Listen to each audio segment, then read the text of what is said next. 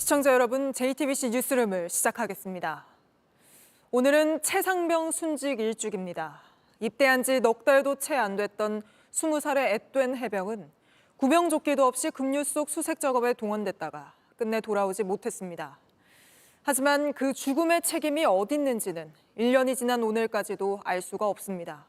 오히려 수사 외압 의혹에 구명로비 의혹까지 의혹만 꼬리에 꼬리를 물고 있습니다. 지난 1년간 공수처의 수사가 이어졌고 오늘은 국회에서 관련 청문회도 두 번째로 열렸지만 유가족이 원하는 진상규명은 아직 멀어 보입니다. 먼저 김재현 기자가 지난 1년을 되짚어드리고 오늘 추모식부터 국회 청문회 현장까지 차례차례 자세히 전해드리겠습니다.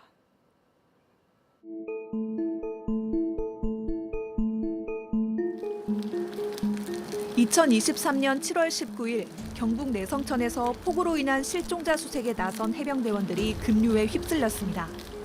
입대한 지 4개월도 채 되지 않은 20살의 최상병은 가족의 품으로 돌아오지 못했습니다. 해병대원들은 구명조끼 하나 없이 물속으로 들어갔습니다. 정식으로 철수시는 좀 상황이 애매해. 내가 사장님 몇 번을 거리드렸는데 전날부터 알잖아. 강인하게 이렇게 해야지 이게 하루 이틀 갈 거다.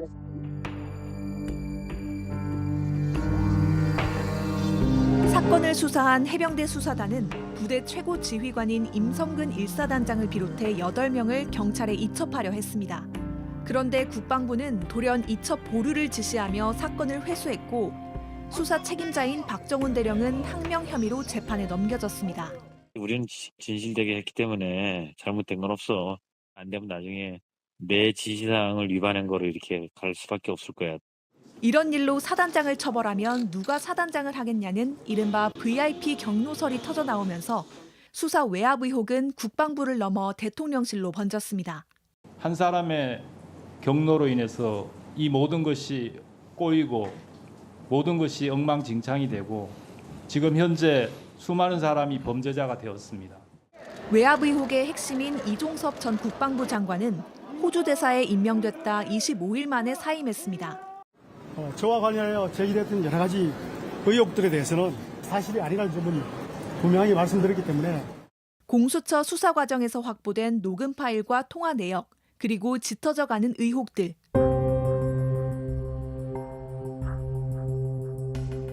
일주기를 앞두고 발표된 경찰 수사 결과에서 임성근 1사단장은 무혐의 처분을 받았습니다. 최상병 특검법은 야당 단독으로 국회를 2차례 통과했지만 대통령은 거부권을 행사했습니다. JTBC 김재현입니다. 지난해 이종섭 당시 국방부 장관이 최상병 사건 이첩 보류를 지시하기 직전에 걸려온 대통령실 전화 02-800-7070이 대통령 아니냐는 야당의 추궁도 이어졌습니다.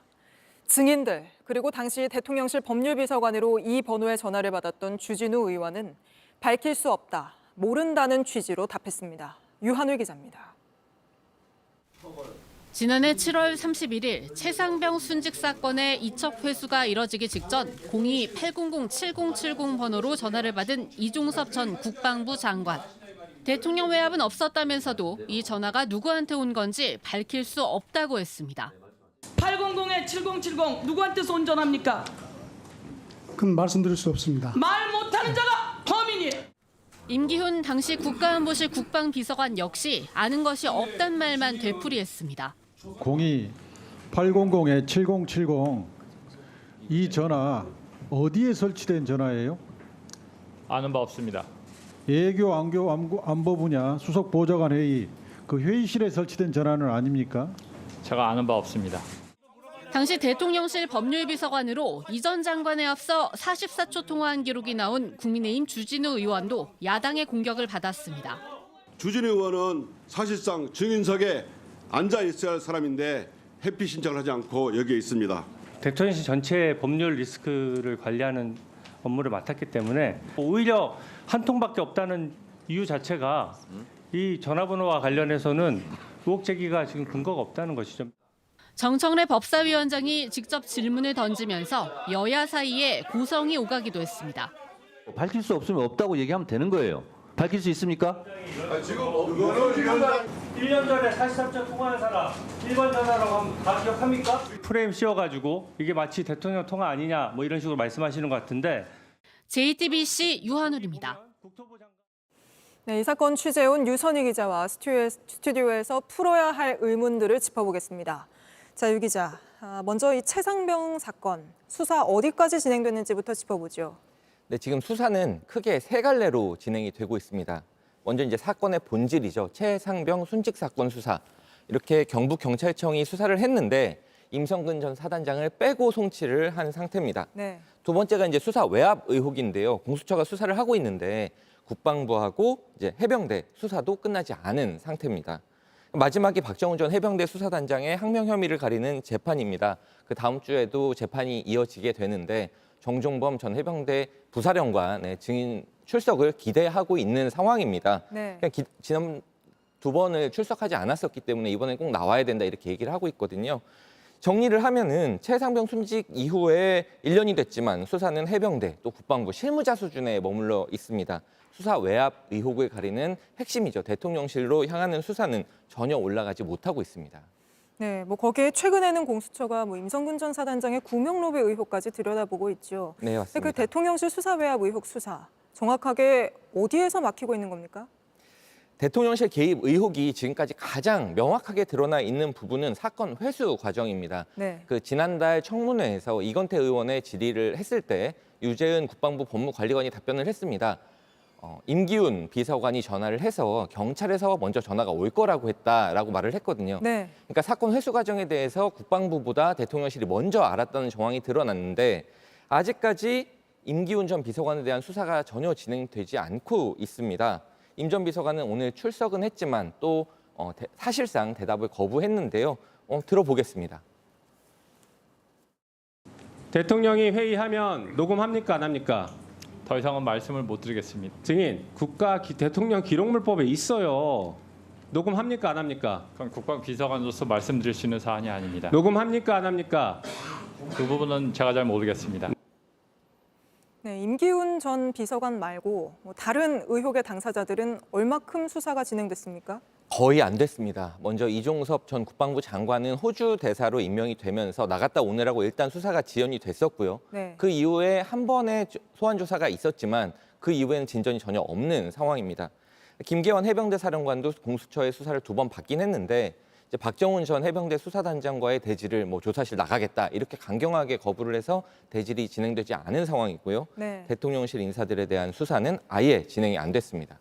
오늘 청문회에서도 뭐 대통령실 인사들은 대부분 출석하지 않지 않았습니까? 맞습니다. 유재은 국방부 법무관리관하고 이제 수차례 전화 통화를 한 사실이 이미 드러난 이시원 전 공직기강 비서관 지난번에 국회 청문회에 출석은 했지만 사실상 답변을 거부했습니다. 네. 그리고 VIP 경로설 당일이죠. 지난해 7월 31일 날 임기훈 전 비서관하고 6차례 통화한 사실이 드러난 강희구 부속실장. 이번에 국회 청문회에 증인으로 채택이 됐지만 출석하지 않았습니다. 김용현 대통령실 경호처장 역시 이종섭 전 국방장관, 임기훈 비서관하고 최상병 순직 사건 국면에서 여러 차례 통화한 사실이 드러났지만 그리고 또 특히 02-800-7070의 명의가 대통령 경호처로 드러난 상황인데도 이번에 출석하지 않았습니다. 그러니까 정리를 하면 지금까지 수사가 진행된 건 해병대와 국방부의 실무선, 아무리 높게 잡아도 이종섭 전 국방부 장관까지고요. 더 윗선, 통화 기록이 수차례 드러난 대통령실 인사 가운데 누구도 수사는 받지 않은 상태입니다. 네, 알겠습니다. 오늘은 여기까지 짚어보겠습니다. 유선희 기자였습니다. 골목길에서 경적 소리 문제로 시비가 붙으면서 차량 운전자가 배달 기사를 마구 때리는 일이 있었습니다. 가해 운전자는 갈비뼈가 부러질 정도로 폭행한 뒤에 합의하자며 전화해선 더 혼내줬어도 됐다고 말했습니다. 정인아 기자가 취재했습니다. 한 남성이 오토바이 헬멧을 쓴 남성을 오피스텔 건물 안쪽으로 끌고 갑니다. 헬멧을 올리더니 얼굴을 때립니다. 지난 8일 오후 4시 30분쯤 경기 김포의 한 주택가에서 벌어진 일입니다. 좁은 골목길에서 차량 경적 소리에 놀란 배달 노동자 A씨가 욕을 했다는 이유로 운전을 하던 남성이 폭행을 휘두른 겁니다. 멱살 잡는 순간 바로 경찰에 신고를 했고요. 근데 그걸 확인하고서 이제 바로 도망을 가더라고요. 잠시 사라졌던 남성이 다시 나타나 욕설을 하며 A씨를 때리기 시작했습니다. 왜 어른한테 그래? 왜 욕을 해? 그러니까 왜 이상하게 만들어? 이를 본 주민이 말려도 소용이 없었습니다. 그리고 저를 놔주고 또 차가 다 지나가는 거 보고 또 저를 질질 끌고 와서 저를 때려요. 잇몸이 찢어지고 갈비뼈 4개가 부러지는 등 전치 6주의 부상을 입었습니다. A씨를 때린 남성은 경찰 조사에서 옷을 조금 잡아당긴 것뿐이라고 했습니다. 그러면서 A씨에겐 합의하자며 전화를 해선 그럴만했다고도 했습니다. 내가 하는 행동에 대해서 얘가 정말 혼날만 했고 더 혼내줬어도 됐다고 생각해. 경찰은 정확한 사건 경위를 파악하고 있습니다. JTBC 정인아입니다. JTBC 뉴스를 시청해 주셔서 고맙습니다. 저희는 저녁 6시 50분 뉴스룸에서 뵙겠습니다.